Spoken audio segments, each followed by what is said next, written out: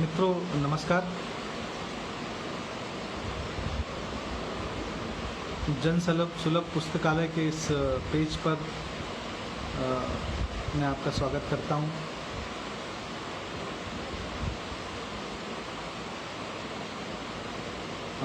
कुछ थोड़े बहुत लोग यहाँ जुड़ जाएं तो फिर मैं उसकी एक फॉर्मल बिगिनिंग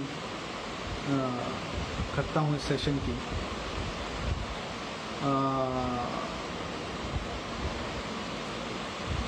सबसे पहले तो अर्पण जी का यहाँ बहुत शुक्रिया बनता है कि उन्होंने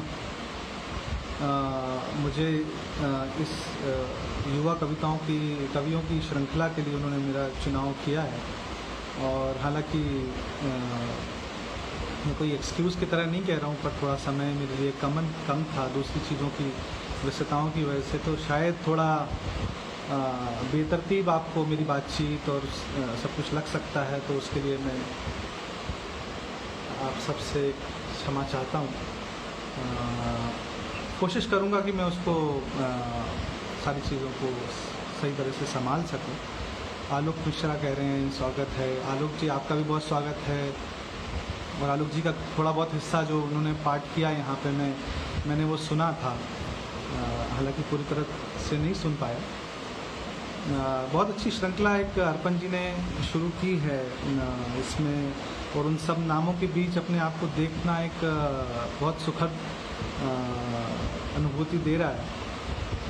अर्पण जी से मुलाकात भारत भवन के कार्यक्रम के दौरान हमारी हुई थी कुछ दिन पहले, और वहीं से एक बातचीत का सिलसिला बना हुआ है। अर्पण जी बहुत सक्रिय रहते हैं, और अभी मैंने देखा, हम सब ने देखा होगा कि ये जन सुलभ पुस्तकालय ने बहुत अच्छे कार्यक्रम रचे हैं इस माध्यम के ज़रिए। अभी पिछले दिनों अशोक वाजपेयी जी पे केंद्रित एक कार्यक्रम था, फिर भी मन्नू भंडारी जी के ऊपर जो एक श्रृंखला पूरी उन्होंने की है। तो मेरी आवाज़ अर्पण जी ठीक आ रही है कि थोड़ा सा कुछ एडजस्टमेंट करना चाहिए, तो आप बता दें।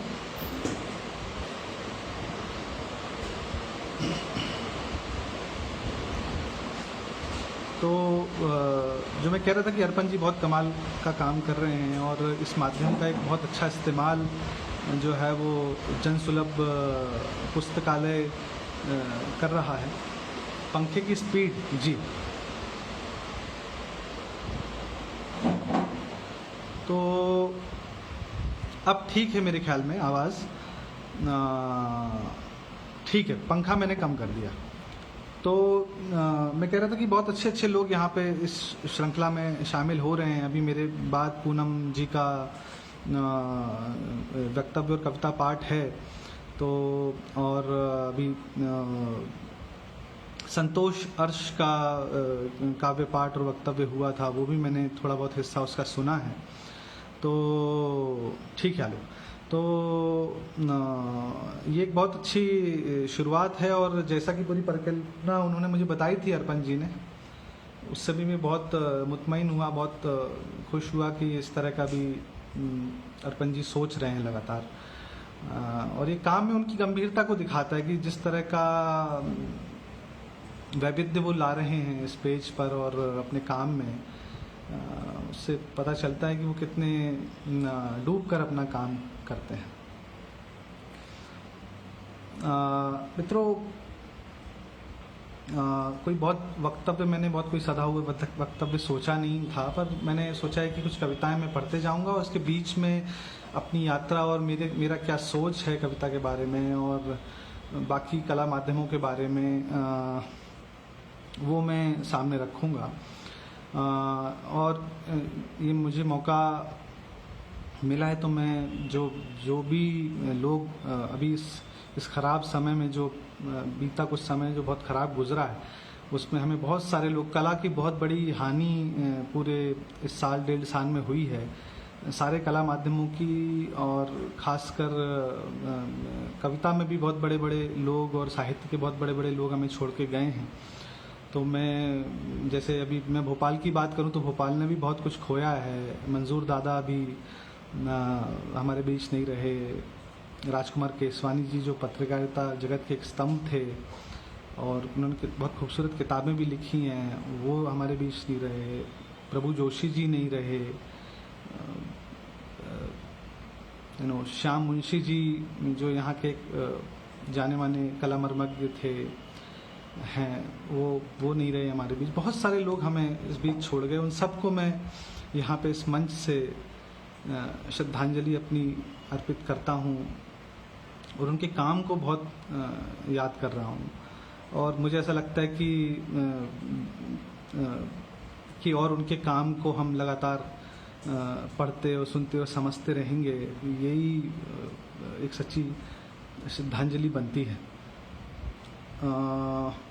तो अर्पण जी, मैं एक कविता से शुरुआत करता हूँ और फिर बीच में जो भी बातचीत रहेगी वो मैं करते चलूँगा।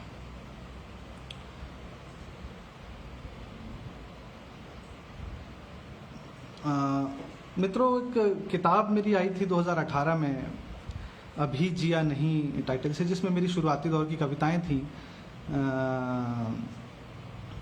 और उस किताब से भी मैं एक दो कविता बीच में पढ़ूंगा। वो बोधि प्रकाशन से वो किताब आई थी और उसके ज़्यादातर कविताएं जो उस किताब के बाद जो हुई हैं उनको मैं यहाँ पे पढ़ूंगा, जो मैंने कम पढ़ी हैं और जो लगभग अप्रकाशित हैं। पहली कविता है छूटना। जी, मंजूर एहतेशाम पर। जी जी जी जी, ये मैं मिस कर गया ये बोलना। बहुत अच्छी बात अर्पण जी ने यहाँ बताई कि मंजूर एहतेशाम साहब पर उन्होंने एक एकाग्र का आयोजन किया था। पहली कविता है छूटना। हमारा कहीं अनजाने में छूट जाना अवचेतन में भरता है, वहां वापस लौटने की अदम्य इच्छा। रूपांतरित होकर छूटे हम पुराने रूप से एकाकार होकर लौटना चाहते हैं, जबकि ऐसा होना लगभग असंभव। जैसे नदी से भाप हुई आसमान में छूट गई बूंद का वापस बूंद होकर उसी नदी में मिलना तय नहीं। हम सभ्यताओं में छूटे खंडरों और कंकालों में लौटते रहे। इंसान के तौर पर छूटे हम लौटते रहे हर वर्तमान की त्रासदियों में। घरों में छूटे हम अनायास लौटते रहे वापस घरों को। बाहर छूट गया बगैर वापस लिए और जाते रहे फिर वापस बाहर रह गए के पास, घरों में कुछ और छूटकर। शरीर में छूटे हम मिट्टी हवा और पानी में लौटते रहे। मृत्यु में छूट गए हम जीवन में लौटे। जीवन में छूटते रहे मृत्यु तक पहुंचने को।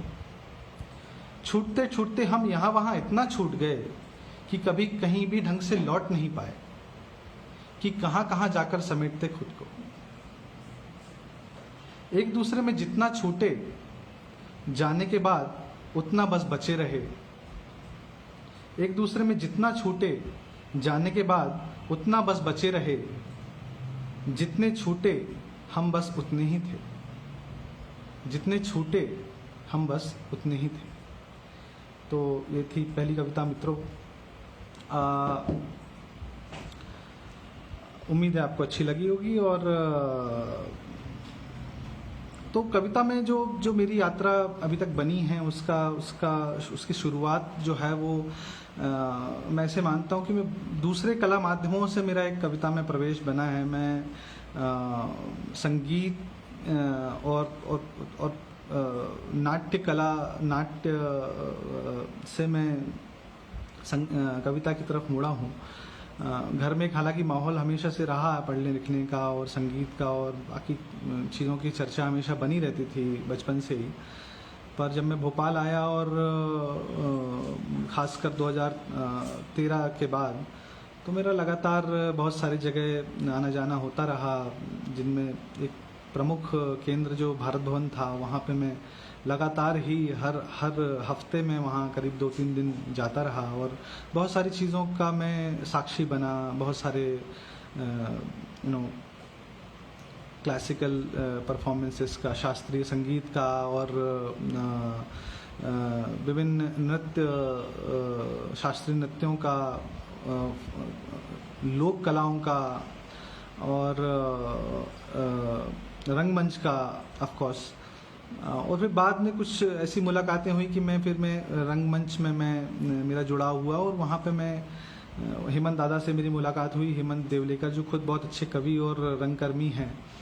और उसके बाद में विहान ड्रामा वर्क्स में मैं 2-3 साल जो है उनके साथ बिताए, उनकी संगत में बिताए। तो जिस तरह से जिस तरह के व्यक्ति हेमंत दादा हैं, उससे मैं बहुत हमेशा से, उन्होंने कुछ कह के नहीं, हमेशा अपने काम से, और जिस तरह से वो अपने काम में मस्त होके, अपने काम में डूब के अपना काम करते हैं, वो चीज़ मुझे बहुत प्रभावित की। और धीरे धीरे उनका लिखना पढ़कर मुझे लगा कि मैं भी लिख सकता हूँ। और लगभग 2016 से मैंने सीरियसली कविताओं की तरफ मेरा रुझान हुआ।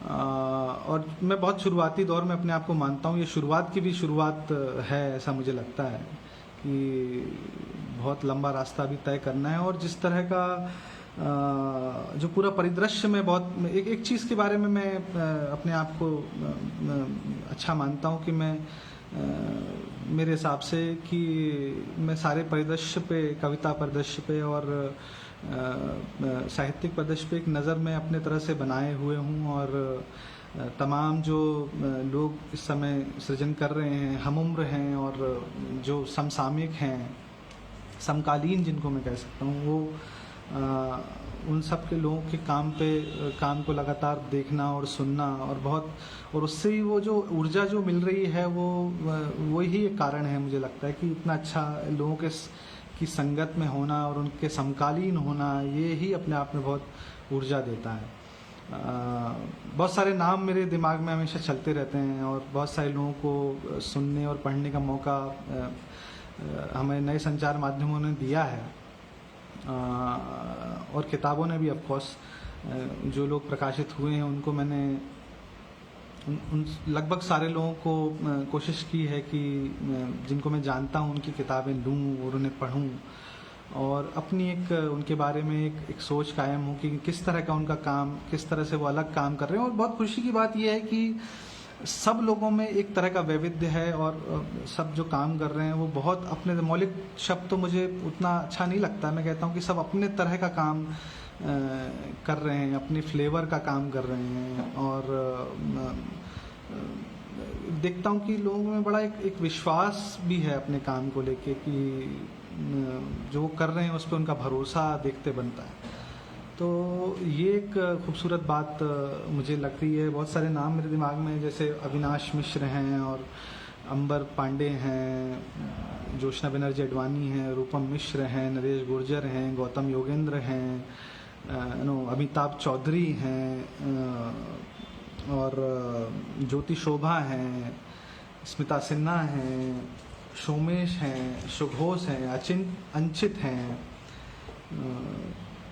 अनुराग वत्स भाई का काम बहुत बहुत कमाल है, और पुनीत कुसुम हैं, पूनम विश्वकर्मा वासम हैं, वीरू भाई हैं, वीरू सोनकर, रश्मि भारद्वाज हैं, राहुल बोयल हैं, लवली गोस्वामी जी हैं, गौरव गुप्ता हैं, अनुराग अनंत हैं। इतने बहुत सारे नाम मेरे, अभी मैं जस्ट थोड़ी देर पहले जितने नाम मेरे दिमाग में आए, मैंने कहा कि चलिए मैं कम से कम उनके बारे में कुछ उनका नाम ही ले सकूं। तो मैंने सोच रखा था ऐसा कि ये लोग का काम बहुत कमाल है नए लोगों में। तो बहुत खूबसूरत। और ये जो माहौल है, मुझे ऐसा लगता है कि समय, ये लोग अपने समय को सही आकलन करके उसको अपने अपने तरह से दर्ज कर रहे हैं, अपने अपने तरह से। तो चलिए एक दूसरी कविता मैं पढ़ता हूँ और फिर आगे बात करते हैं। कविता का शीर्षक है संयत अभिनय। बहुत सारी मेरी प्रेम कविताएं हैं और मैं ज़्यादातर मैं अपने आप को प्रेम का कवि मानता हूँ, तो उनका बहुतायत रह सकता है कविताओं में। संयत अभिनय। अंतरंगता सुंदर और न्याय संगत लग सके, इसलिए उससे हमेशा मैं तुम्हारे प्रेम में हूँ का अल्पकालिक वस्त्र पहनाया गया। अंतरंगता सुंदर और न्याय संगत लग सके, इसलिए उसे हमेशा मैं तुम्हारे प्रेम में हूं का अल्पकालिक वस्त्र पहनाया गया। ताली एक हाथ से नहीं बच सकती, इस तथ्य का किया जाता है बेजा इस्तेमाल, और खटाक से खींच लिया जाता है एक जरूरी हाथ। सच्चे चुंबन दोबारा हो नहीं पाते प्रेम के संयत अभिनय में। सच्चे चुंबन दोबारा हो नहीं पाते प्रेम के संयत अभिनय में। अधरों पर अचानक ऊग आता है एक दिमाग, नजदीकियां कराती हैं दुनियादारी की यात्रा, ताकि मुखर सांसों के प्रेम गीत सुने ना जा सकें, रोक ली जाती है रक्त की सारी आवाजाही। अभिव्यक्ति असभ्यता मान ली जाती है, पास बने रहने के सारे प्रयास दिमागी अस्थिरता लगने लगते हैं। अभिव्यक्ति असभ्यता मान ली जाती है, पास बने रहने के सारे प्रयास दिमागी अस्थिरता लगने लगते हैं।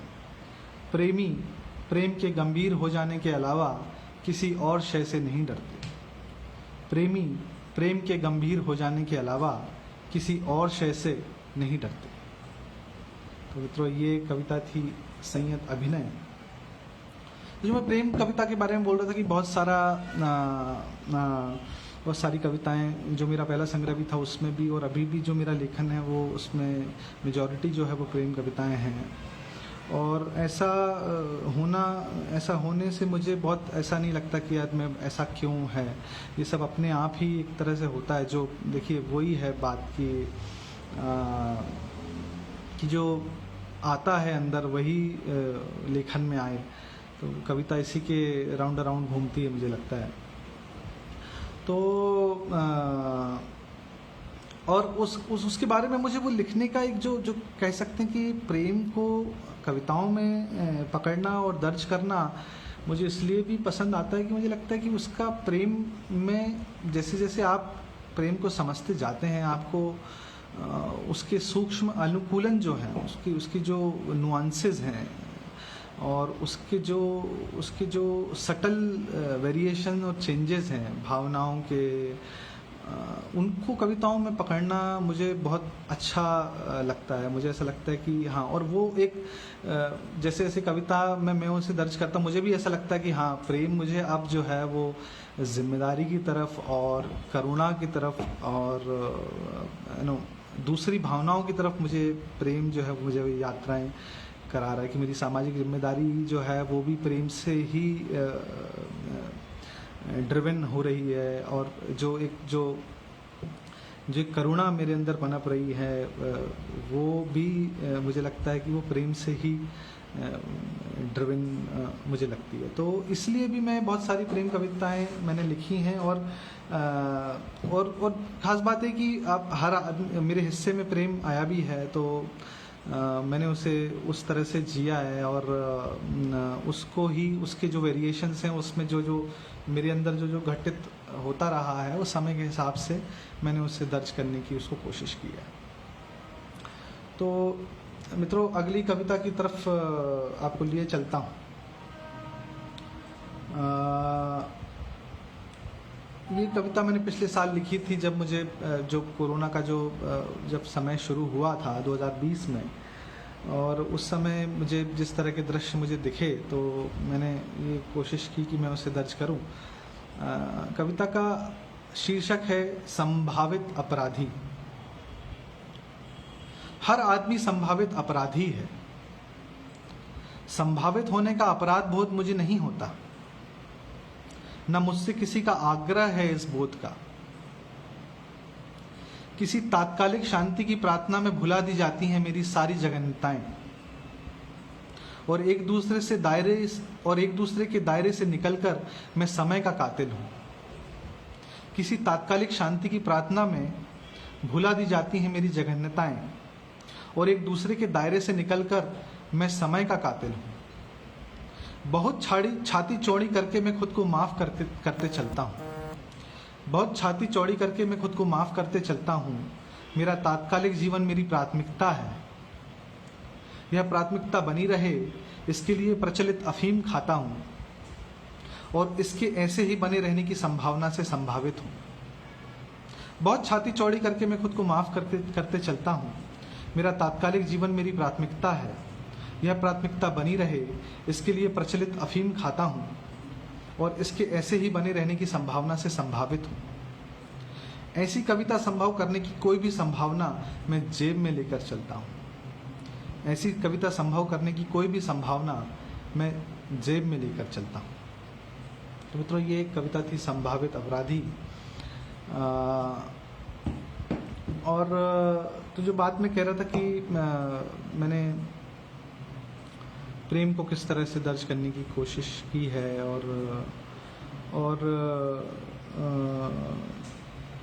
कविता मुझे लगता है यही कविता जो माध्यम है वो यही है कि धीरे धीरे आप जो जीवन में प्रवेश जो है वो कविता के माध्यम से आपका होता है। तो मुझे लग रहा है कि मैं जैसे मैं हमेशा कहता रहता हूँ कि कविता एक पुल है मेरे लिए बहुत बड़ा, जिस पे खड़े होकर मैं इस दुनिया को अपनी दृष्टि से देख रहा हूँ।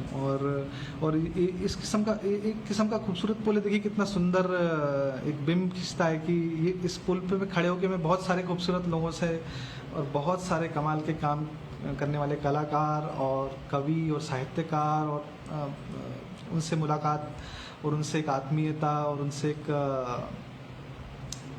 व्यक्तिगत संबंध जो है वो बनता चला जा रहा है। और उस पुल पे खड़े होकर मुझे ऐसा लगता है कि हम सारे ही लोग जो हैं वो जीवन को अपनी अपनी दृष्टि से देख रहे हैं और अपने समय को देख रहे हैं और उसको जो है वो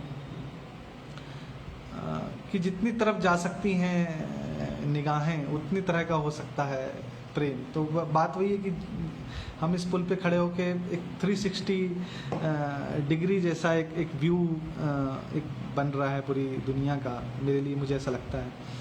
और वही जो है वो कविता में और लेखन में लिखाई में वो परिलक्षित धीरे धीरे अपने समय से मुझे लगता है होता रहे। एक अगली कविता पढ़ता हूँ। कविता का शीर्षक है यथार्थ का मैदान। यथार्थ का मैदान। जब हम चलते रहते हैं कुछ अदृश्य खाली जगहों से टकराते हैं, वही जगह अपनी जगहें बदलती रहती है। वही जगह अपनी जगहें बदलती रहती है। टूटे पत्ते एकदम से ज़मीन पर नहीं गिरते, हवा का खालीपन उन्हें थामे रखता है। जब सतह देर से मिलती है दृश्य में एक सौंदर्य जन्मता है। जब सतह देर से मिलती है दृश्य में एक सौंदर्य जन्मता है। सोए हुए प्रेम की चादर से यादों के पैर बाहर निकलने लगते हैं। सोए हुए प्रेम की चादर से यादों के पैर बाहर निकलने लगते हैं। हम पैर नहीं सिकोड़ते, चादर बदल लेते हैं। बड़े मर्ज के होने पर जन्म लेता है दुनिया का सबसे अजीब गर्व। बड़े मर्ज के होने पर जन्म लेता है दुनिया का सबसे अजीब गर्व। जीवन के जिस सुंदर पहाड़ पर हम कुछ मिल जाने की कोरी कल्पना करते हैं, जीवन के जिस सुंदर पहाड़ पर हम कुछ मिल जाने की कोरी कल्पना करते हैं, उसी से एक दिन सारे अफसोसों को नीचे फेंक देते हैं। उसी से एक दिन सारे अफसोसों को नीचे फेंक देते हैं। जब भी पलट के देखते हैं यथार्थ का मैदान बाहें फैलाता है। जब भी पलट के देखते हैं यथार्थ का मैदान बाहें फैलाता है। हम नीचे उतरते हैं और मैदान में चलते चलते उसकी सूखी घास में लेट जाते हैं। हम नीचे उतरते हैं और मैदान में चलते चलते उसकी सूखी घास में लेट जाते हैं। मित्रों, ये कविता थी यथार्थ का मैदान। मित्रों, एक कविता और पढ़ देता हूँ जो मैंने लिखी थी। कुछ दिन पहले एक आंदोलन हुआ था, भूमिहीनों का आंदोलन हुआ था, 2-3 साल पहले की बात है। उस समय ग्वालियर से शायद दिल्ली तक किसानों ने मार्च किया था, भूमिहीनों ने, ऐसा मुझे याद पड़ता है। तो उस वक्त मैंने ये कविता लिखी थी। कविता का शीर्षक है रास्ते और पैर। रास्ते कुछ चलने वालों में बस जाते हैं इस कदर कि उनका शरीर बिखरा हुआ भौगोलिक मानचित्र हो जाता है। रास्ते कुछ चलने वालों में बस जाते हैं इस कदर कि उनका शरीर बिखरा हुआ भौगोलिक मानचित्र हो जाता है। बाढ़ या सूखा प्राकृतिक आपदाएं नहीं, बाढ़ या सूखा प्राकृतिक आपदाएं नहीं, कुछ लोगों के माथे पर लिखी अमिट इबारतें हैं। पैरों की कटी फटी रेखाओं के बीच संघर्ष का कीचड़ जमा रहता है, जिसे साफ नहीं किया जाता उसे पवित्र घोषित कर पैरों को छला जाता है। फिर भी कुछ पैर चलते रहते हैं, इतना कि सर और पैर का अंतर मिट मिट जाता है, इतना कि चलते चलते हो जाते हैं भूमिहीन, और किसी सरकारी फाइल के कागज किसी कटे हुए जंगल या किसी उजड़े हुए गांव की सरहद पर लटके पाए जाते हैं। कुछ चिन्हे रहते हैं किसी बांध की दीवार में ऊंचाई की ईंट से। रास्ते दरअसल रास्ते नहीं, भाग्य रेखाएं हैं जिन्हें बिछा दिया गया है, कुछ के लिए रेड कारपेट और कुछ के लिए कटीले तारों की तरह। गले पैर, सड़े पैर, कटे पैर, लटके पैर, बेसिर पैर, ऐसे पैरों के धड़ किसी खास मौसम की गिनती हैं, वरना पैरों की किसी को जरूरत नहीं कि फालतू पैरों के नीचे कीमती दबा है कितना कुछ।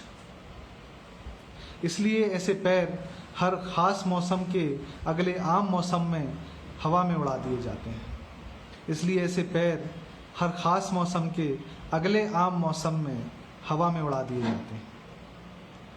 तो मित्रों, ये कविता थी रास्ते और पैर।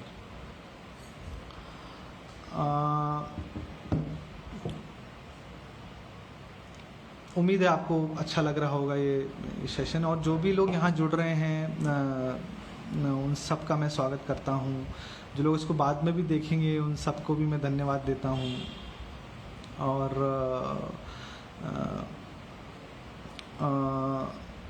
कुछ नाम मैं यहाँ लेना चाहूँगा जिनसे मैंने बहुत सीखा है, जो मेरे सीनियर्स हैं और जो जिनकी उपस्थिति बहुत आसपास है और जिनसे लगातार मुलाकातें होती रहती हैं, और मैं बड़ा खुशनसीब हूँ कि उनसे मिलना मेरा होता रहता है और उनसे संवाद मेरा बना हुआ है लेखन के बारे में, और तमाम हम व्यक्तिगत तौर पे भी जुड़े हुए हैं। ये बड़ी खुशनसीबी है।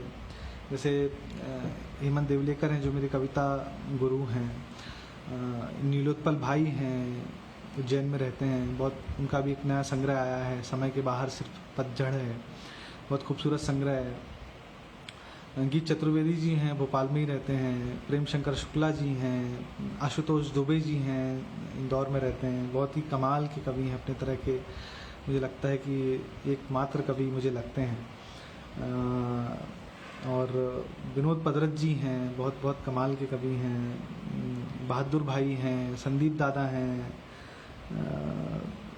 व्योमेश शुक्ला, अभी मैं उनको मैं उनसे मेरी कोई फॉर्मल बातचीत नहीं है, लेकिन अभी मैंने लास्ट 1-2 साल में ही उनके बारे में जाना और उनको पढ़ना चालू किया है। और अभी काजल लगाना भूलना नाम से उनका एक संग्रह मैंने पढ़ा था और बहुत ही कमाल लगा। उनका भाषा, वो जीवन अनुभवों से निकली उनकी कविताएं, जो कुछ उन्होंने देखा और सुना उससे निकली कविता, और उसी से उनकी पूरा जो उनका तेवर है कविता का, बहुत कमाल। मैं कहता हूँ कि पढ़ने जैसा, उन्हें ज़रूर पढ़ें, मुझे इस मन से मैं कहना चाहता हूँ, बहुत कमाल। बाकी हेमंत दादा तो हैं ही, वो जीवन की छोटी हुई चीज़ों को समेटने वाले कवि हैं। उनकी दृष्टि वहाँ जाती है बहुत छोटी हुई चीज़ों पे, बहुत छोटी चीज़ों पे, और उसमें से वो बहुत खूबसूरत चीज़ें ढूंढ लाते हैं। ये उनकी ग्रेटनेस है। नीलोत्पल भाई हैं, वो इतने प्रतिबद्ध कवि हैं। मैं उनके बारे में हमेशा कहता हूँ कि उनसे ज़्यादा सिंसियर पोइट जो है मेरे को पूरे परिदृश्य में नहीं दिखता। वो कविता को ही वो अपना जीवन, और जीवन ही कविता उनके लिए, ऐसा मैं कहता हूँ। जैसे मैं उनसे बात कर रहा था कल परसों, तो मैंने बोला कि जैसा पीरज़ादा कासिम को उर्दू में सुन के मुझे लगता है कि वो जिस किस्म के उर्दू पोइट रहे हैं, उस तरह मुझे नीलोत्पल भाई से वो मुझे वैसी वाइब्स आती हैं और वैसा ही उनका कविता कर्म लगता है। तो मैं अगली कविता पढ़ता हूँ मित्रों। कविता का शीर्षक है क्रांतिकारी। बार बार नहीं होती सच्ची क्रांति, बार बार सही अर्थों में नहीं जागता नींद और रोजगारी के नीचे दबा जनसमूह। इसलिए हे क्रांतिकारी, जब बनना किसी क्रांति का हिस्सा, तो देखना कि उसके मकसदों की मेहराबें टिकी ना हो मासूम मांस के लोथड़ों पर, या लाशों के ढेर को कोई देखता तो नहीं सिंहासन के पहले लगी एक सीढ़ी की तरह। तुम्हारे परिवर्तन के लिए बहाए पसीने से कहीं सत्ता का इत्र ना बनता हो। चिड़ियों सी चाहती किसी सुबह में किसी चाय की दुकान पर बेमतलब बैठे किसी अफवाह पर तय मत कर देना किसी की गुनाही, कि अफवाहों के रुख तुम तक भी पलट सकते हैं। तो अपने पड़ोस को लौट जाना झूठ है चिल्लाते, और अफवाहों के लिए बनना एक गैर संचारी यंत्र। फुटपाथ पर लगी किसी बेंच पर अपनी प्रेयसी की गोद में लेटकर सोचना कि ये जो हुजूम सा चला आता है, माथे पर पूर्वग्रहों के साफे बांधकर, वह किसकी गति के जड़त्व का गिरफ्तार है, वह किसकी गति के जड़त्व का गिरफ्तार है, और प्रेयसी की गोद से उठकर उसके लिए बनना एक सार्थक गतिरोध। हे क्रांतिकारी, जब आए क्रांति शब्द पहली बार मन में, तब उसे प्रेम ही सुनना अपने हृदय तक। हे क्रांतिकारी, जब आए क्रांति शब्द पहली बार मन में, तो उसे प्रेम ही सुनना अपने हृदय तक। जैसे तुमने कहा था माँ शब्द शैशव में पहली बार, और माँ ने उसे सुना था प्रेम, जिसके बदले में दुनिया की सबसे प्यार भरी जगह में तुम समेटे गए, जिसके बदले में दुनिया की सबसे प्यार भरी जगह में तुम समेटे गए। मित्रों, ये कविता थी क्रांतिकारी। उम्मीद है आपको अच्छी लगेगी। एक दूसरी कविता मैं पढ़ देता हूँ जो मैंने कश्मीर में जो राजनीतिक घटनाक्रम हुआ उस समय लिखी थी, और उस समय जैसी बातें जो एक जनरलाइजेशन, जैसे मैं हमेशा कहता हूँ कि हमारा फेवरेट काम जो है वो लेबल चिपकाना है। हम भारतीयों का काम जो है, हम लगातार एक लोगों को के माथे पे और उनकी लगातार हम छवि गढ़ने में हम लगे रहते हैं, कि लेबल चिपकाते हैं हम हमेशा रहते हैं, और उनके बारे में बहुत जनरलाइज बातें हम करते हैं लोगों के बारे में, किसी भी चीज़ के बारे में, उसकी संवेदना से बहुत दूर रह के किसी भी मुद्दे के बारे में हम सब सिर्फ उसे हम सिर्फ कह देना चाहते हैं। मुझे ऐसा लगता है कि हमें लगता है कि पता नहीं क्या हमारे कहने से छूट जाएगा, या क्या हमारा कहना क्या इतना इम्पोर्टेंट है कि हम चीज़ों को बहुत जनरलाइज करके और उसकी संवेदना को खारिज करते हुए लगभग हम बात कहते हैं, और वो बहुत हल्की अपने आप लगने लगती है, और उसमें कोई, मुझे नहीं लगता कि उसमें कोई लॉन्जिविटी होती है इस तरह की बातों में, क्योंकि बहुत सेंसिटिव मुद्दे होते हैं। मैंने भी पता नहीं ये कविता लिखी, और मैं भी नहीं जानता कि कविता कैसे ठहरेगी वक्त के साथ, और पर फिर भी मैंने लिखा है, और मैंने कोशिश की है कि वो संवेदना जो है वो मैं दर्ज कर सकूं। कविता का शीर्षक नहीं है, मैं पढ़ता हूँ। हम तौलते हैं ज़मीन के टुकड़े, अधिकतर नहीं जानते ज़मीन का वज़न और उसका इतिहास। हमारे ख्वाबों में आती हैं जन्नत की स्त्रियां, प्रेमिका और पत्नी की तरह। हम कोई मान्यता नहीं देते उनके संघर्ष को।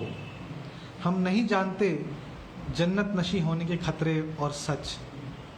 हम कोई मान्यता नहीं देते उनके संघर्ष को। हम नहीं जानते जन्नत नशी होने के खतरे और सच। ये बात तय है कि नहीं देखा है हम में से किसी ने चेहरों के सुंदर होने के पार कुछ भी। ये बात तय है कि नहीं देखा है हम में से किसी ने चेहरों के सुंदर होने के पार कुछ भी। किसी ज़मीन को पैरों से खूरने और उसके चारों तरफ एक बाड़ लगा देने के बाद उसकी गहराई में क्या चलता है देखा है किसी ने? बहरहाल इतना सोचना मुनासिब होगा कि जब आसमान पर छाई ये धुंध छटेगी तो वहाँ और यहाँ हर आंगन में धूप खिलेगी, और उसकी रोशनी में शायद हर स्त्री जन्नत की स्त्री की तरह सुंदर लगेगी, और उस पर हर आघात जीवन की प्राथमिक सुंदरता पर आघात होगा, और उस पर हर आघात जीवन की प्राथमिक सुंदरता पर आघात होगा। आंखें फिर न चौंधियाएं तो ये भी दिखेगा कि ज़मीन सिर्फ इमारतों के खड़े करने की नहीं, फूलों के खिलने की भी जगह है। आंखें फिर न चौंधियाएं तो यह भी दिखेगा कि ज़मीन सिर्फ इमारतों के खड़े करने की नहीं, फूलों के खिलने की भी जगह है। तितलियां हमेशा बहुत उम्मीद से हमें देखती हैं कि हम क्या सोच रहे हैं। तितलियां हमेशा बहुत उम्मीद से हमें देखती हैं कि हम क्या सोच रहे हैं। तो मित्रों, ये कविता थी जो मैंने लिखी थी। उम्मीद है आपको अच्छी लगी होगी। और तो ये मैं जो बात कह रहा था वो यही थी कि धीरे धीरे संवेदनाओं के स्तर पे और करुणा के स्तर पे और उसकी अप्रोच जो है वो क्या हो, और उसका दायरा जो है वो कितना बड़ा हो सकता है, धीरे धीरे खुलता चला जाता है, करुणा का, संवेदना का। मुझे लगता है कविता इन चीज़ों की तरफ यदि आप कविता को जीते हैं और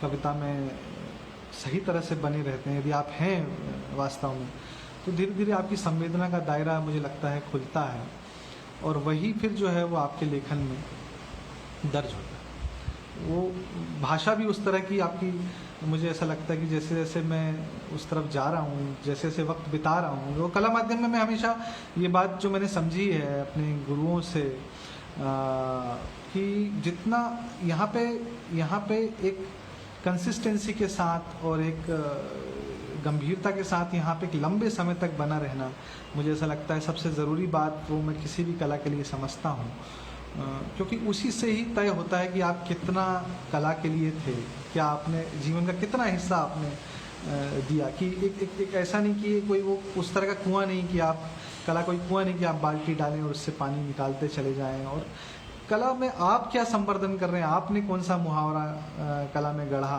आपने क्या अवदान कला में दिया। मुझे लगता है कि आपने क्या पाया उससे ज़्यादा ही इम्पोर्टेंट है, क्योंकि आपने जो पाया वो आपके साथ चला जाएगा, पर जो आपने अवदान दिया कला को, आप जो देंगे, जो दे सकते हैं, वो मुझे लगता है आपके जाने के बाद भी वो बना रहेगा। तो मुझे लगता है कला को इस नज़रिए से देखना बहुत ज़रूरी है। और बाकी एक जो बातचीत हम सब के बीच में यहाँ बनी रहती है कि कला का अंतर संबंध कहाँ किन दूसरी कविता का अंतर संबंध कहाँ किन दूसरी कलाओं से बनता है, कहाँ कविता दूसरी कलाओं में आई है, कहाँ जो है वो कला जो है वो कविता में आई है, दूसरी कलाएं कविता में आई हैं। जैसे अभी प्रेमशंकर शुक्ला जी का मैं एक संग्रह पढ़ रहा था कि जन्म से ही जीवित है पृथ्वी, और उसमें कला माध्यमों पर केंद्रित कविताएं हैं। और ऐसा बहुत सारा काम मैंने प्रत्युष पुष्कर की भी कविताएं सुनी हैं, संगीत पर बेस्ड है। मंगलेश डबराल जी ने बहुत अच्छा लिखा है। इनफैक्ट हमने एक सेशन मंगलेश डबराल जी का मैंने करीब 3-4 साल पहले मैंने अटेंड किया था, जो इस बारे में ही था कि कविता और कला और उनके अंतर संबंध की वो चर्चा कर रहे थे। बहुत खूबसूरत सेशन था, मुझे बहुत याद आता है। बनमाली सर्जन पीठ में हम बैठे थे, वहाँ पे बातचीत हुई थी। अरुणेश, मुझे लगता है अरुणेश भी वहाँ थे। अरुणेश अभी सुन रहे हैं लगता है इस बातचीत को। अरुणेश भी वहाँ थे, मुझे याद आता है। विहान के तत्वावधान में वो कार्यक्रम हुआ था, तो बहुत सुंदर स्मृति मुझे इसकी है। और वहीं से वो जो चर्चा चली आ रही है, और मुझे ऐसा लगता है कि अभी भी उस चर्चा को, वो इतनी इम्पॉर्टेंट चर्चा थी, कला और कविता और कला का जो अंतर संबंध है और बाकी माध्यमों से कैसे वो जुड़ती है। मुझे लगता है इसमें ही सालों इसमें बिताए जा सकते हैं, और इसी से संवर्धन होता चला जाता है। जैसे जैसे हम बाकी माध्यमों को समझते हैं, मुझे लगता है वही चीज़ आप कविता में धीरे धीरे अवतरित होती चली जाती है। जितना आप चित्रकला को और सिनेमा को और नाट्य को, नाट्य संगीत को, लोक संगीत को, लोक कलाओं को, शास्त्रीय नृत्यों को, शास्त्रीय गायन को, ध्रुपद को, जैसे जैसे आप ऐसे बहुत सारे कला माध्यमों को जैसे जैसे आप समझते हैं, जैसे कि पॉटरी है, स्कल्पटिंग है, तो इन सब का एक बहुत अच्छा दायरा। और भोपाल में रहने की वजह से ये लगातार मेरे साथ घटित होता रहा कि बहुत सारे चीज़ों से मुझे एक्सपोजर मिलते रहा, और अलग अलग कला माध्यमों की कलाकारों से यहाँ पे एक व्यक्तिगत संवाद करने की गुंजाइश हमेशा बनी रहती है भोपाल में रहने के बाद। तो उस चीज़ का फ़ायदा मुझे लगता है कि धीरे धीरे मुझे मिलता रहेगा, ताउम्र मिलता रहेगा। और इसीलिए मैं खुशनसीब अपने आप को मानता हूँ कि मैं भोपाल जैसे शहर में को मैंने अपना शहर किया है। तो ये एक खूबसूरत बात मुझे लगती है। मैं अगली कविता पढ़ता हूँ मित्रों। समय भी कभी सीमाएँ हैं, उसको भी मुझे ध्यान रखना है। ये कविता पढ़ता हूँ, पहरुए। ये भी एक प्रेम कविता ही है। पहरुए। मेरी आवाज़ लगातार सही से आ रही है? मुझे एक बार ये और बता दें ताकि मैं अपने आप को करेक्ट कर सकूँ यदि कहीं कोई फ्लक्चुएशन है तो, क्योंकि बारिश भी होना चालू हो गई है, शायद नेटवर्क में कुछ ग्लिचेस आ सकते हैं। कविता का शीर्षक है पहरुए। वे जिनके प्रेम पूरे हो जाते हैं, प्रेम के सबसे असुरक्षित पहरुए होते हैं। अकेले खड़े पेड़ों की छांव सबसे घनी लगती है। तुम मेरे खालीपन से के बीच से उगा पेड़ हो। मेरी हसरतें तुम्हारा अनचाहा खाद हैं, और मैं तुम में सबसे नीचे लटका फल हूँ, इतना कि तुम्हारी ऊंचाई में तुम्हें ओझल दिखता होऊंगा। खालीपन भी बहुत सी चीज़ों को जिलाए रखता है। तलहटी में बची आखिरी बूंद में चिपकी होती है हमारे मन की सबसे ज़रूरी तृप्ति। जीवन सिगरेट का आखिरी कश समझकर मैं तुम्हें नहीं उसासता कि तुमने ही कहा था आखिरी कश सबसे ज़्यादा प्रभावी होते हैं। कहीं न जाने वाले स्टेशन कितनी यात्राओं की स्थिर स्मृति होते हैं। जिनके स्टेशन यहाँ वहाँ हो जाते हैं, वे यात्राएं कैसी उलझी स्मृतियाँ पाती होंगी। जिनके स्टेशन यहाँ वहाँ हो जाते हैं, वे यात्राएं कैसी उलझी स्मृतियाँ पाती होंगी।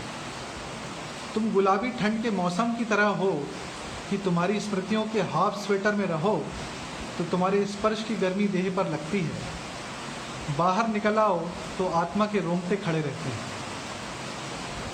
मैं तुम्हारी देह के ऐसे सीमांत में रहता हूँ जहाँ मेरी छाती तुम्हारे सामने से लगभग सटी है, और इस तरह हमारे दिल अलग अलग तरफ धड़कते हैं। हर पीठ एक बाहुपाश का इंतज़ार है।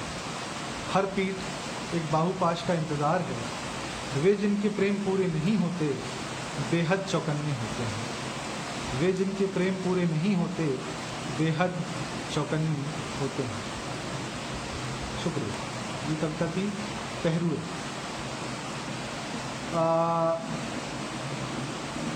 एक कविता और पढ़ता हूँ जो मैंने अभी रिसेंटली लिखी है, और मैंने किसी को डेडिकेट करते हुए लिखी थी। और देखिए, जैसे जैसे प्रेम का स्वरूप बदलता चला जाता है, जैसे जैसे इसकी समझ आपकी बढ़ती है, तो मुझे ऐसा लगता है कि ये प्रेम को नए तरह से समझने की भी कोशिश जो है वो इस कविता में आपको देखने मिलेगी। और ये एक संस्कृत मंत्र है, उसका मेरे तरह से मैंने इंटरप्रिटेशन करके उसको गूंथा है प्रेम से। प्रेम, उसका शीर्षक है प्रेम प्रार्थना। एक प्रार्थना की तरह मैंने उसे देखा है। प्रेम एक तोप है जिसका मुंह अक्सर तुम्हारी मेरी सीध में रहता है। प्रेम एक तोप है जिसका मुंह अक्सर तुम्हारी मेरी सीध में रहता। कैसा हो यदि उसका मुंह आसमान को हो जाए, और जब उसका गोला चले तो उसमें से निकले फूल और रंग और बारिश और संगीत सब पर बराबरी से बिखर जाए। ओम सर्वे भवन्तु सुखिनः। ओम सर्वे भवन्तु सुखिनः। आओ एक दूसरे को कंधे पर यूं उठा लें कि दूसरा कहे अब मुझे उतार भी दो, तुम थक जाओगे। तब करुणा प्रेम का ताज बने। तब करुणा प्रेम का ताज बनी। हम प्रेम रोग से न ग्रसित हों, हमारी करुणा अनंत विस्तार पाए, और इस विस्तार में हमारी समकालीन दुनिया शामिल हो। हम प्रेम रोग से न ग्रसित हों, हमारी करुणा अनंत विस्तार पाए, और इस विस्तार में हमारी समकालीन दुनिया शामिल हो। ओम सर्वे संतु निरामया। ओम सर्वे संतु निरामया। प्रेम में हम एक अनंत वृत्त के यात्री हों, हमारा गठबंधन इतना ढीला हो कि कितना भी खींच लो उसका एक धागा ना छटके। हमारा गठबंधन इतना ढीला हो कि कितना भी खींच लो उसका एक धागा ना चटके। इतना तना भी हो वह कि हम हर हमेश इस अनंत वृत्त के एक अद्वितीय व्यास के दो प्रस्थान बिंदु हों जो एक दूसरे की तरफ यात्रा करें। यात्रा में इस वृत्त मार्ग की सारी सुंदरता हम अपने हृदय में समो लें, अकेले अकेले भी, मिलकर भी, और एक दूसरे के जीवनोत्थान के साक्षी बने। ओम सर्वे भद्राणि पश्यन्तु, ओम सर्वे भद्राणि पश्यन्तु। आओ अपने दुख को एक विदा दें, आओ अपने दुख को एक विदा दें कि दुख के जाने का हमें कोई दुख ना हो। सुख को पहचानें और उसका स्वागत करें, सुख को पहचानें और उसका स्वागत करें। आत्मदया में नहीं है कोई आत्म गौरव। आओ सबके हमदर्द बने, हमारी संवेदना का न कोई पारावार हो, हमारी संवेदना का न कोई पारावार हो। ओम माँ कश्चित दुख भाग भवेत्, ओम माँ कश्चित दुख भाग भवेत्। हम एक दूसरे के खिलाफ कटघरे में न खड़े हों, न जिरह कोई करें, न फैसला भी कोई दें। हमारा प्रेम खुद हमारे हक की गवाही हो, हमारा प्रेम खुद हमारे हक की गवाही हो। ओम सहवीर्यम करवावहे तेजस्विनावधीतमस्तु माँ विद्विषावहे। ओम शांति शांति शांति। तो मित्रों, ये कविता थी प्रेम प्रार्थना। इसको प्रार्थना की तरह मैं देखता हूँ कि प्रेम की प्रार्थना क्या हो, वो मेरा इस मंत्र के थ्रू मैंने वो व्यक्त करने की कोशिश की है, और उसका ही मेरा अपना इंटरप्रिटेशन आप कर सकते हैं। तो ये कविता थी। और मित्रों, मुझे लगता है कि करीब 45 मिनट गुजर चुके हैं, तो मैं एक दो कविता और सुनाऊंगा और थोड़ी बहुत बातचीत जो भी मुझे लगेगी मैं कोशिश करके फिर इसको समाप्त करूंगा, क्योंकि अच्छा खासा समय मैं आप सबका ले चुका हूँ। और कविता का शीर्षक है ये एक ऐसा कह सकते हैं कि एक दिव्यांग बच्चा जो है, या एक दिव्यांग बच्चा आप कुछ भी कहें, डिफरेंटली एबल्ड बच्चा जो है, वो किस तरह से इस दुनिया को देखता है और सोचता है कि मैं सौभाग्यशाली हूँ। वो मेरा एक तरह से मैंने उसको दर्ज करने की कोशिश की है। कॉम्पोजिशन आप उसे कह सकते हैं। ये कोई बहुत ऐसी बात नहीं है जो मैंने कहीं से ढूंढ के लाई है। बस मैंने एक सोचा कि ये भी शायद उस बच्चे को या बच्ची को या कोई भी ऐसे व्यक्ति को जो दिव्यांग है, उसको क्या सोच इस समाज को देख के आ सकती है जब वो अपने आप को सौभाग्यशाली समझता है। शीर्षक है सौभाग्यशाली। बचपन से पैर नहीं, पर यह तथाकथित दुर्भाग्य युद्ध में एक उंगली भी खोने से बड़ा नहीं। सुनता नहीं लेकिन तड़पता नहीं, जैसे धमाके से अचानक बहरा हुआ तड़पता होगा। रोशनी से खाली और उस शर्म का अंधेरा नहीं जो दुनिया का उजाला यूं ही खत्म होते देख चुपचाप घेरता होगा। समझ बोल नहीं सकता, पर धुंधली आवाज में ईमान गिरवी होने का स्वर नहीं है। कल्पनाओं में खून की सुर्खी नहीं, वसंत का पल्लव है। कल्पनाओं में खून की सुर्खी नहीं, वसंत का पल्लव है। खाली है जीवन अपराध बोध से, खाली है जीवन अपराध बोध से। सौभाग्यशाली हूँ रहूँगा, सौभाग्यशाली हूँ रहूँगा। तो ये कविता थी मित्रों, सौभाग्यशाली। और एक कविता और मैं पढ़ता हूँ जो हारुकी मुराकामी का भी एक नॉवेल में पढ़ रहा था, नॉर्वेजियन वुड। उसको पढ़ के मुझे जो भी मैंने अपनी तरह से उसे इंटरप्रेट करने की कोशिश की है। अर्पण कुमार जी का बहुत शुक्रिया एक बार फिर से अदा करता हूँ, वो लगातार सुन रहे हैं, बने हुए हैं। हारुकी मुराकामी के लिए शीर्षक है नॉर्वेजियन वुड पढ़कर। ये दो हिस्सों में है कविता। पहला हिस्सा पढ़ता हूँ। वह शुरू से ही कंधों पर गिरता, वह शुरू से ही कंधों पर गिरता, शुरू से सुख भी देता वह जरूरी नहीं था, पर रोज घटने वाली एक छोटी मृत्यु से बचाता रहा।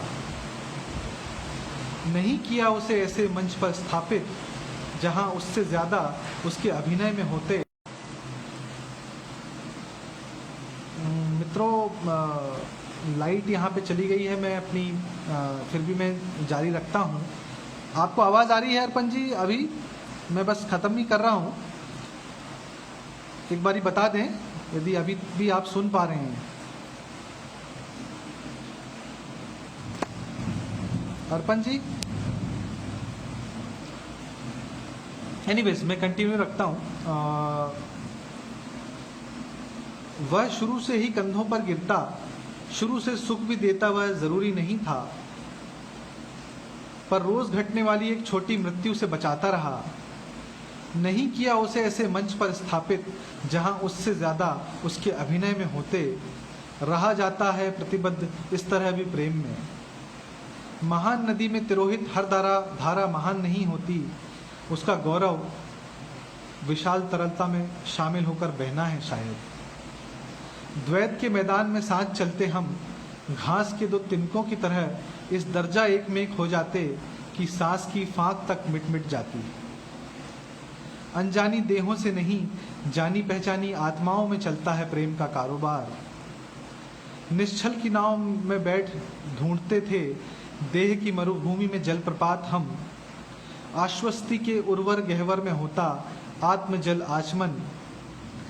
जिंदगी के धूसर कैनवस में सुख का रंग था अथाह, बशर्ते कि अपना दुख स्थगित कर सके हम। किसी के होने तक लगता था हमने अपना जीवन उसे दे दिया, उसके होने के बाद लगता कुछ नहीं दे पाए उसे। दरअसल देने को कुछ होता भी कहाँ है हमारे पास। इसका दूसरा भाग है, कविता लिखने की रात कवि को नींद नहीं आती। वह कविता को इस तरह लिखना चाहता है जैसे प्रेम करके बढ़ती है प्रेम ही की प्यास। प्रेम पत्र अनकहे का प्रायश्चित है। प्रेम कमोबेश खुद एक प्रायश्चित है, खुद को माफ न कर पाने का। जीवन भी अचीनी मृत्युओं की पहचान के बाद एक प्रायश्चित ही है। जीवन भी अचीनी ही मृत्युओं की पहचान के बाद एक प्रायश्चित ही है। तो ये कविता थी जो नॉर्वेजियन बुट पढ़ के मैंने लिखी थी। तो मित्रों, मैं अपनी बातचीत यहाँ पे समाप्त कर रहा हूँ, और जो भी लोग यहाँ पे जुड़े इस मंच पे मुझे सुनने के लिए, और जो आगे भी सुनेंगे, मुझे लगता है बहुत सारे लोग समय इस तरह का था या 5:30 बजे की, बहुत सारे लोग अपने दिन के काम ख़त्म नहीं कर पाते। मैं भी ऑफिस में ही रहता हूँ, पर अर्पण जी का आग्रह था और मुझे अर्पण जी को कोई प्रश्न नहीं था कि मैं उन्हें मान ना दूं। वो मेरे इतने करीबी हैं, इतने आत्मीय हैं। तो और बहुत आत्मीयता से मेरी जो 2 दिन 3 दिन से उनसे बात हो रही थी, तो और भी विश्वास बनता है कि एक व्यक्ति अपने काम को देखिए कि कितनी बार उन्होंने मुझे 4-5 बार इस बीच में अर्पण जी ने मुझे फ़ोन किया। नहीं तो कभी कभी ऐसा भी हो सकता है कि लोग कोई काम को करने के लिए कहें और फिर शायद उस तरह से। देखिए, लाइट भी वापस आई है, तो अंत में आ गई है लाइट वापस। All is well if the end is well, ऐसा कहते हैं। तो वैसे ही लाइट भी आ गई है। तो अर्पण जी का बहुत शुक्रिया और उनको बहुत शुभकामनाएं इस मंच के लिए। इसको वो बहुत लगातार इसको आगे बनाए रखें और इसमें बहुत सारा संवर्धन होता रहे, बहुत सारे लोग इससे जुड़ते रहें और अच्छे अच्छे लोगों को सुनने और समझने का मौका इस मंच के माध्यम से, जन सुलभ पुस्तकालय के माध्यम से मिलता रहेगा, ऐसी उम्मीद करता हूँ। आप सबको बधाइयाँ प्रेषित करता हूँ। आने वाले वक्त के लिए शुभकामनाएं देता हूँ। बधाइयाँ तो क्या दूँ, शुभकामनाएं देता हूँ, और कि आगे आने वाले वक्त में आप लोग स्वस्थ रहें, सुरक्षित रहें और सबका आपस में एक दूसरे का ध्यान रखते चलें। और तो यही मेरा आपसे कहना था। हो सकता है, उम्मीद है आपको ये बातचीत पसंद आई होगी, कविताएं पसंद आई होगी। तो मुझे बताइएगा, इस पेज पे भी बताइएगा, व्यक्तिगत तौर पे भी आप मुझे कह सकते हैं। कहीं आपको जो भी बात लगी हो, बहुत ही आप कह सकते हैं उसे मुझसे, और मैं ज़रूर जो है सुनना चाहूँगा आप सबसे कि आप सबको कैसा लगा। तो बहुत धन्यवाद। मैं फिर से एक बार सबका धन्यवाद करता हूँ और नमस्ते। फिर जल्दी कभी मुलाकात होगी।